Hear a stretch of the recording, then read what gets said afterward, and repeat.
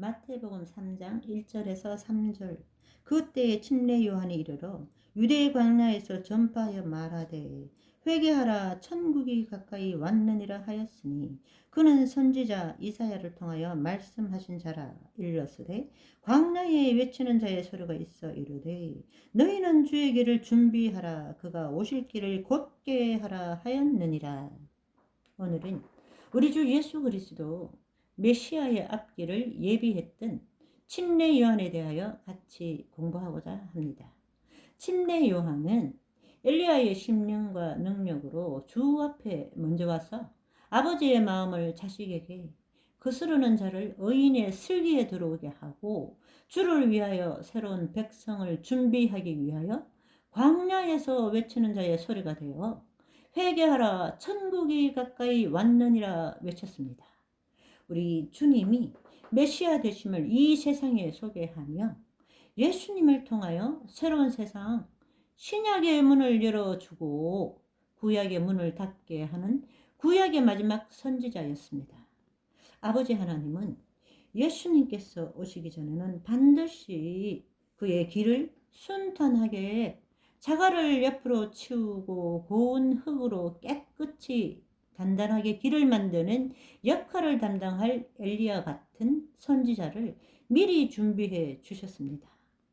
왜냐하면 예수님이 오시기 직전에는 항상 사탄의 결렬한 몸부림이 있습니다.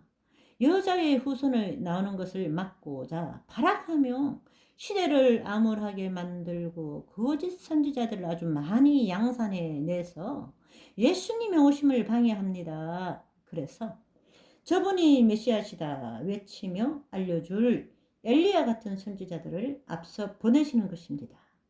예수님의 초림 때는 침례 요한이 엘리야의 사명을 감당했고 다시 오실 예수님 재림 때도 지금 우리가 정확히 이름은 모르지만 두 증인에게 엘리야의 사명을 감당케 하실 것입니다.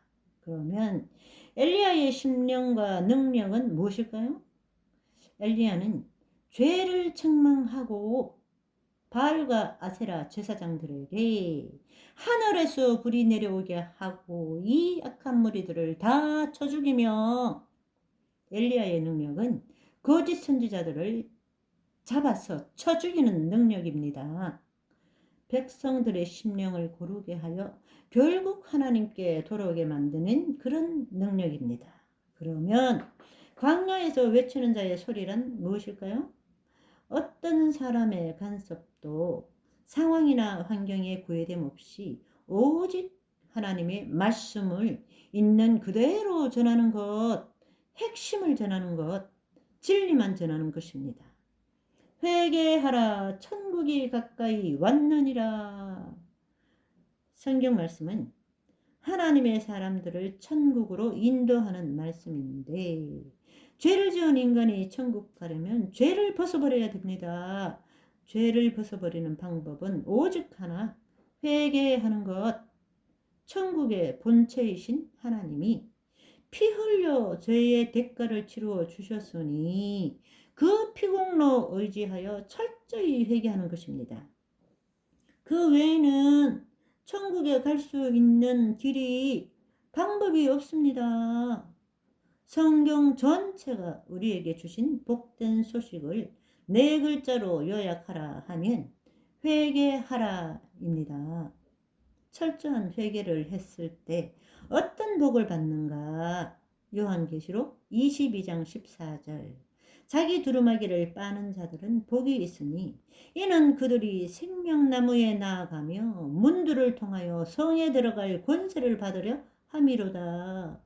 예수님도 공생의 사역 처음으로 외친 말씀이 회개하라 천국이 가까이 왔느니라 였습니다. 회개에로의 부름. 이것은 성도가 되는 가장 첫 번째 단추입니다. 회개에 해당하는 헬라어 메타노헤오는 마음을 바꾸다, 무슨 일을 후회하다 라는 뜻인데 이것은 단순히 머리로만 계획을 바꾸거나 후회하는 것이 아니고 전인격적 행위의 철두철미한 변화를 의미합니다. 이러한 회개를 했을 때 용서받은 열매, 회개의 열매, 그에 합당한 선한 열매는 저절로 맺어지는 것입니다. 천국이 가까이 왔느니라. 이것이 회개하여야 할 가장 기본적인 이유인데, 하나님 나라 천국이 이 땅에 이루어질 때 그 나라를 유업으로 상속받기에 합당한 자, 회개하여 깨끗한 심령을 소유하고 선한 열매를 맺은 자는 이 땅에서 예수님이 다스리는 그 나라 천년왕국에서 주와 같이 왕같은 제사장이 되어 다스리는 권세를 얻게 됩니다. 역으로 말하자면 회개하지 않고 온 영혼육에 죄가 덕지 묻어있는 사람은 어떻게 됩니까? 심판을 면치 못한다 입니다. 침례 요한이 외칠 때 바리새인들과 사두개인들이 오는 것을 보고 독사의 자식들아, 누가 너희를 가르쳐 임박한 진노를 피하라 하더냐. 요한이 심한 말을 했습니까? 아닙니다. 그 당시에 유대교회는 거짓 선지자들에 의하여 점령당한 상태였습니다. 율법주의의 문제가 무엇입니까? 위선과 형식, 겉으로 외식하는 자들의 모습은 겉으로는 율법을 아주 잘 지키는 것 같지만 그 속마음은 돈과 세상을 자기 사랑에 푹 빠져 있는 것입니다. 날마다 어린 양을 잡아서 제단에 태웠지만 자기의 양, 자기가 아끼고 길러온 사랑스러운 양을 눈물을 흘리며 잡은 것이 아니고 돈 몇 푼 가장 싸게 파는 양을 사서 형식적으로 마음의 아픔, 통해 자복 없이 용서와 구원을 목표로 한 그런 의식만 치르는 것입니다. 그래서 예수님께서도 이런 외식하는 자, 거짓 종교인들에게 이렇게 외친 것입니다. 화 있을진저 외식하는 서기관들과 바리새인들이여, 회칠한 무덤 같으니 겉으로는 아름답게 보이나 그 안에는 죽은 사람의 뼈와 모든 더러운 것이 가득하도다 라고 하셨습니다.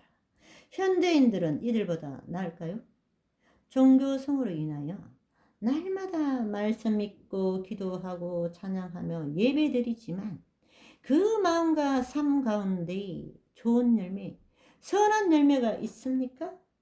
입술로 주여 주여 이것도 잘못했고 저것도 잘못했으니 용서해 주세요. 감사합니다. 깨끗하게 해주시니 감사합니다. 끝. 네, 이것이 형식적 종교 행위인 것입니다. 하나님 아들이 흘린 피를 값싼 구원과 축복의 수단으로 여기는 것 회개해야 됩니다. 마음속에 진심으로 우러나오는 회개와 돌이킴, 하나님의 용서해 주심에 대한 기쁨과 감격, 감사로 죽도록 충성하는 것, 주님이 보실 때 회개에 합당한 열매, 좋은 열매를 맺음으로 주님 주신 은혜와 사랑에 보답해야 되는 것입니다. 8절, 그러므로 회개에 합당한 열매를 맺고, 그러면 합당한 열매를 맺지 못했을 때는 어떻게 됩니까? 10절, 이미 도끼가 나무 뿌리에 놓였으니 좋은 열매를 맺지 아니하는 나무마다 찍혀 불에 던져지리라. 불에 던져진다. 어디죠? 지옥 불못인 것입니다. 사람들이 지옥 불못을 향하여 가고 있는 것이 보입니까? 안타깝습니까? 그러면 여러분은 엘리야의 심령을 가졌습니다. 온 마음과 힘과 정성을 다하여 하나님께 불을 내려달라고 거짓 선지자들을 멸하여 주소서 기도가 나옵니까? 그러면 여러분들은 엘리야의 능력을 받게 될 것입니다. 하늘군대 예수님의 휴고 신부들은 모두 엘리야의 심령과 능력을 부여받아 별과 같이 많은 사람들을 주님께로 인도하는 거룩한 성도 예수님의 신부들이 다 되시기를 소망합니다. 지금은 엘리야 때처럼 주 말씀이 선포되고 또 주의 종 모세의 때와 같이 언약이 성취되네. 비록 전쟁과 기근과 핍박 환난 날이 다가와도 우리는 광야에 외치는 소리 주의 길을 예비하라. 보라 주님 구름 타시고 나팔 불 때에 다시 오시네. 모두 외치세. 이 은혜의 해니 시원해서 구원이 임하네.